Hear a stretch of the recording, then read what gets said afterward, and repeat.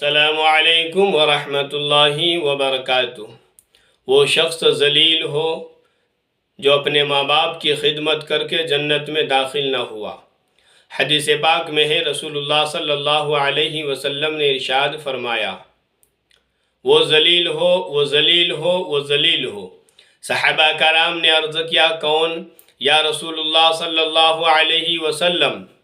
رسول اللہ صلی اللہ علیہ وسلم نے ارشاد فرمایا، جس نے اپنے ماں باپ کو یا دونوں میں سے کسی ایک کو بڑھاپے کے وقت میں پایا، پھر ان کی خدمت کر کے جنت میں داخل نہ ہوا۔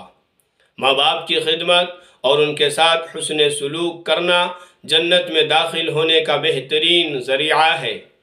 جس شخص نے ماں باپ کو بوڑھا پایا اور ان کی خدمت نہ کی، ان کی دعائیں نہ لی، ماں باپ کو ستاتا رہا، ایسے شخص کے بارے میں رسول اللہ صلی اللہ علیہ وسلم نے 3 مرتبہ فرمایا، دنیا اور آخرت میں ذلیل و خوار ہو۔